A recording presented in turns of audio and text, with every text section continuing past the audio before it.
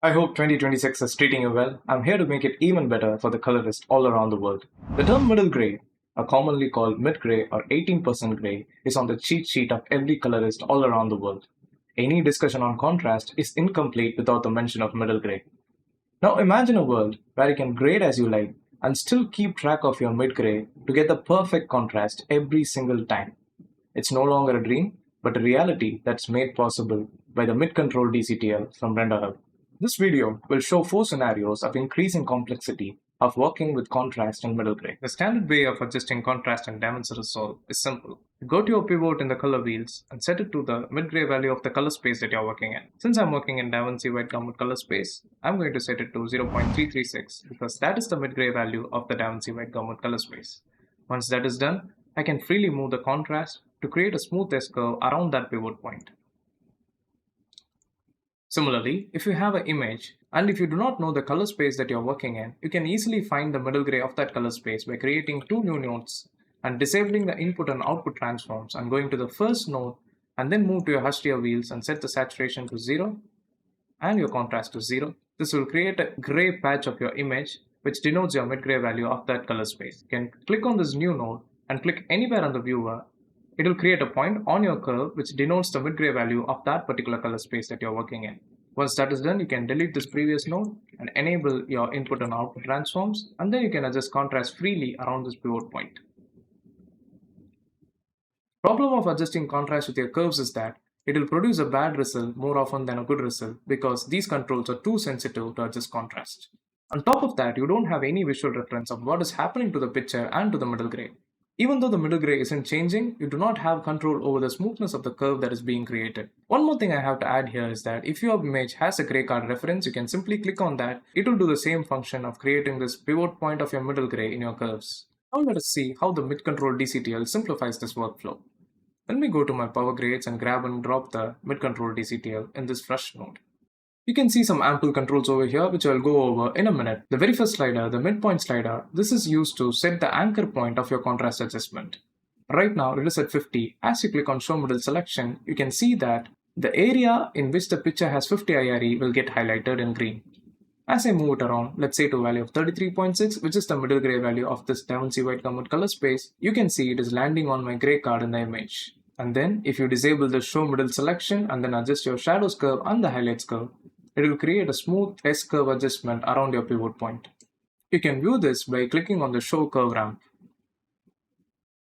Right now it may seem different because of the output transform that is affecting this curve. If I disable the output transform, you can see that it is a linear curve that is being adjusted by the DCTL. Let's make an adjustment that can easily help you visualize the changes that you are making. I'll enable the show curve ramp and disable the shadows and highlight now or bring it back to their default values and increase them to a level that it is easier for you to see what is happening. You can see it creates as a smooth S-curve around your pivot point without touching your mid-gray value. So I have used an extreme example, but to make the point that you are adjusting contrast without moving your mid-gray. You can very well verify this by creating another node. Just copy and paste this node over here, disable everything or reset everything, and click on show middle selection again. And if you move the midpoint to 33.6, you can see the mid-gray is still at 33.6 in spite of all the contrast adjustment or the extreme adjustment that we made. So this proves that the DCTL makes adjustment without compromising on your mid-gray value. But what if your mid-gray is not at the point where you would like to add your pivot point? That brings us to the second scenario.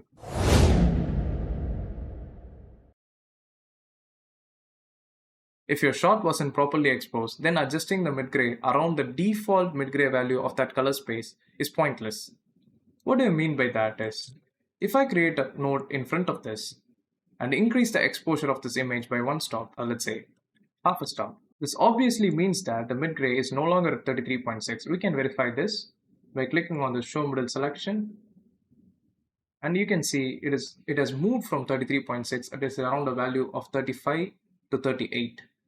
The MidControl DCTL can also handle this scenario. If you had a gray card reference, this will become very simple. You can click on this mid-gray and then you can visualize it by your eye and then start making changes to your contrast right over here in the DCTL. And if that is not the case, if it is completely off, and if you wanted to move your contrast or create your contrast around a different pivot point, that is also possible with this DCTL. The workflow is pretty much the same. I think by now you'll be getting the point. Let us delete that 0.5 increase in exposure for a moment, and let us try to adjust the contrast around a different pivot point. Let's click on show middle selection, and I'm going to move it to a point where the shadows just start creeping into her face. Around 36.4 looks good. If I disable show middle selection now and adjust the contrast slightly by using the shadow curve and the highlights curve, you can see we are adding contrast without her face being changed. I think this is a more practical usage scenario of the MidControl DCTL, and one which will definitely save you time and will stop you from a lot of second guessing. Because if you did this in a conventional way, it will be very difficult for you to identify this pivot point and then go to your contrast curve and make this adjustment. And this eliminates one of the most important issues that you're facing while adjusting mid-gray, that is, trying to be subjective with the mid-gray and guessing it with your eye. The MidControl DCTL completely solves this by its show middle selection mask, which lets you visualize the mid-gray point and then make your contrast adjustments. You have made it so far in the video. I can already feel your mid-gray fears melting away, but wait, there is more. In the beginning of this video, I promised you that we have built a tool that hunts your mid-gray across the grades. This is the pro version of the DCTL, which has additional powerful capabilities. So what you're seeing on the screen is the MidControl PRO DCTL. You can see all the controls over here. Instead of trying to explain it one by one, let us see it in action. So it inherits some of the same controls from the MidControl DCTL standard version. It has an additional show checkmask pro, and it has a show average gray card mode and a show text info. This is where things get interesting. The very first thing that you must check is the color space mid-gray. You have to set it at the mid-gray value of the color space that you are working in. In my case, since I'm working in Davinci White Garment color space, I will set it to a value of 33.6. And in this image, you can see some other thing called the show text info. You see three values over here. One is the CAL, then is the green MID, and then there is the red AVG. So the first one at the top is CAL, is the calculated mid-gray of the scene. This is why it is important to set your color space middle gray to the right value, because all the calculations that are going to be made in this DCTL depends on that value. We are going to do an experiment and then track the mid-gray changes throughout this grade. Initially, let me set my midpoint set to 33.6. So this is the mid-gray of my scene, and this is the point around where I want to add my contrast. So if I click on show pivot mask now, you can see that the mid-gray is at 33.6.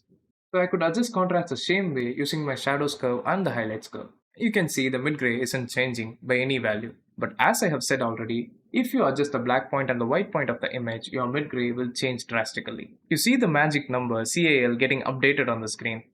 And that number is the new middle gray.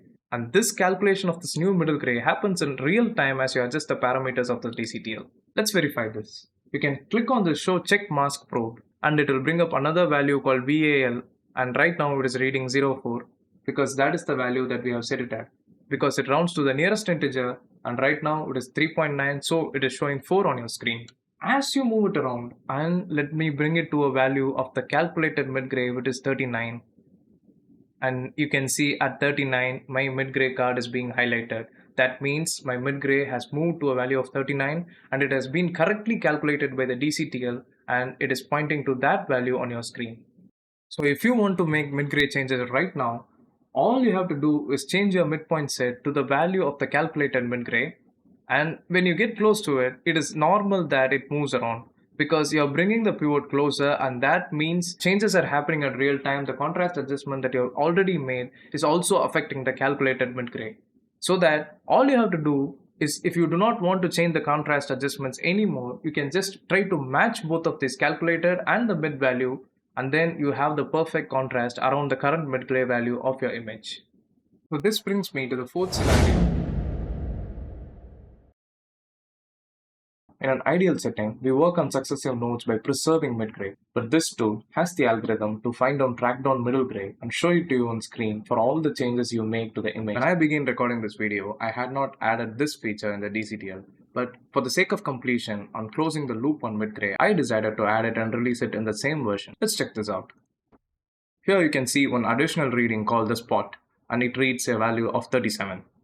What I'm going to do is take it and place it at the mid-gray patch.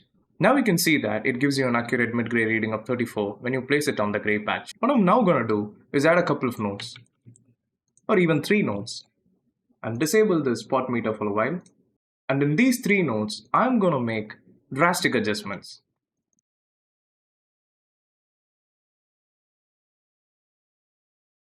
It was possible to find mid-gray within the same node when you made changes inside of this DCTL. What if you want to find your middle gray after all these changes? And that is where the spot middle gray finder comes into play. The only prerequisite for is it that you create a MidControl DCTL node right before all your adjustments, and then you create another MidControl DCTL node right at the end where you want to measure the mid-gray. So I'm going to drop another version of the MidControl in this node. You can see by default the crosshair is in the middle. To find out the new middle gray of this image, you just have to move the crosshair to the scene where you previously measured your mid gray in the very first instance of the DCTL. I'm going to disable the text output of the first DCTL. I'm going to move it. We need to confirm if the new middle gray is actually at 43. I'm going to enable the Show Checkmask Pro, and I'm going to move the slider till my gray patch gets highlighted in red. As you can see, it is getting highlighted at a value of around 43, which proves that the DCTL has measured the new mid-gray of this image. Just to make it very clear, this was an extreme example of the theoretical possibility of being able to track the mid-gray patch which was referenced in your very first node. In real-life color grading scenarios, you wouldn't be doing that, but still the possibility of tracking mid-gray remains. What I would suggest is to track middle gray after you have made linear changes to the image, which will always be accurate, and it will help you adjust the contrast better around it. I hope you enjoyed the video. These plugins are available at renderhub.in. The link is in the description. There is a demo for the standard version that you can check out from there before you decide to make a purchase. The link is in the description. There are much more interesting and useful plugins coming your way, and you can check out the website or also subscribe to the channel to know more about them. I hope you enjoyed the video and hope you all will enjoy the plugins even more. Thank you so much for watching. I have a couple of more plugins coming in. I'll see you in the next video and explain about them. Till then, signing off.